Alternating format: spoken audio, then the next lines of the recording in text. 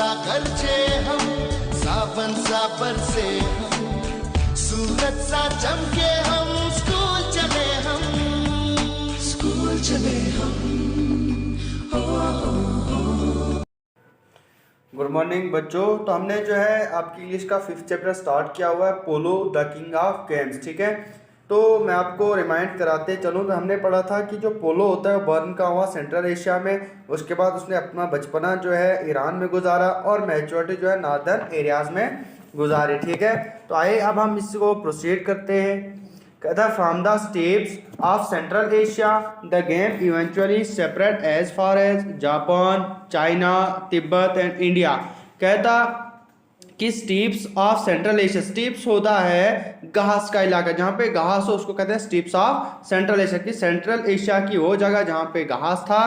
कहता कि गेम जो है वहाँ पे बर्न हुई और वहाँ से आहिस्ता आहिस्ता फैली कहाँ, फिर पहले जापान में, फिर चाइना में, फिर तिब्बत में और अब कहाँ, हिंदुस्तान में। ओवर द एजिस, वक्त गुजरने के साथ साथ क्या हुआ, the aristocratic game developed to promote equestrian and military skills. कहता है कि जो एरिस्टोक्रेटिक गेम्स होता है घरेलू गेम, ठीक है, घरेलू खेल, डेवलप्ड टू प्रमोट, तो पहले उनको मैंने डेवलप किया, इतना डेवलप किया कि उनको बाद में प्रमोट किया इक्विस्टेरियन और मिलिट्री स्किल में। इक्विस्टेरियन क्या होता है कि घोड़ा सवार, या जो मैंने आपको मीनिंग भी दिखाए हैं पहले, इक्विस्टेरियन होता है घोड़ा सवार की महारत। कोई जो है मीजा घोड़े को चलाना मतलब जानता है तो उसको कहते हैं इक्विस्टेरियन। ठीक है, और military skills and was ranked next to battle itself as the ultimate test of the powers of princes and various।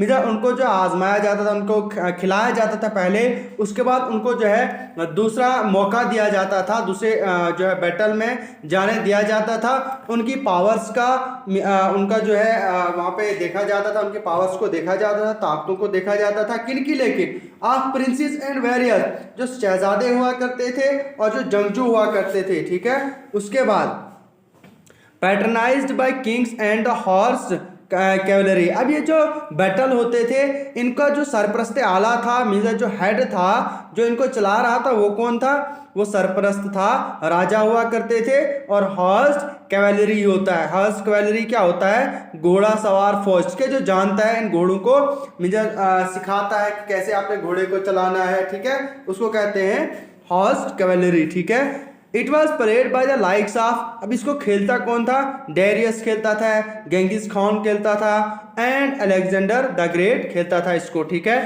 In India, अगर अब हम हिंदुस्तान की बात करें, polo was widely played in medieval times as is evident from the fact that Sultan Qutbuddin Aibak who built the Qutub Minar died of a fatal accident while playing polo in Lahore। कहता अब अगर हम हिंदुस्तान की बात करें तो पोलो वाज वाइडली कहाँ, पहले ये जो है पोलो कब खेली जाती थी, मेडिवल टाइम्स में, पहले दौर में खेली जाती थी। और यह सबूत है, एंड इज एविडेंस, ये सबूत है किसका, इस बात का, फ्रॉम द फैक्ट दैट, कि जो सुल्तान कुतुबुद्दीन ऐबक थे, या जिसको हम सिंपली कुतुबुद्दीन कहते हैं, जिन्होंने कुतुब मीनार को बनाया है, बिल्ड किया है, कहता कि वो फैटल एक्सीडेंट की वजह से उनकी जो है डेथ हुई थी।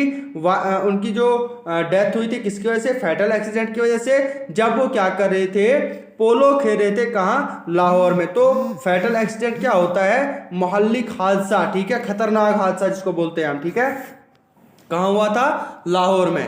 उसके बाद अंडर द मुगल्स, मुगलों के दौर में क्या हुआ, polo was a national sport of India until the end of 16th century. कहता 16वीं सदी के अंत तक, एंड तक क्या था कि पोलो जो थी वो नेशनल गेम थी, स्पोर्ट थी हिंदुस्तान की, लेकिन किनके दौर में, मुगलों के दौर में। ठीक है, during this period polo enjoyed the patronage of kings and nobles and was widely played in the provinces of the empire and in the courts of the Rajput kings. कहता इन मतलब इस दौरान में जो पोलो खेली जाती थी, इसको कौन खेला करता था, पहले खेला करते थे पैट्रोनेज ऑफ किंग्स, जो सरपरस्ते आला थे, जो किंग्स थे, और जो नोबल्स हुआ करते थे, शरीफ लोग हुआ करते थे, लेकिन उनकी जो थी बहुत इज्जत हुआ करती थी, उनके पास पावर्स हुआ करती थी, वो इनको इस पोलो गेम को खेलते थे।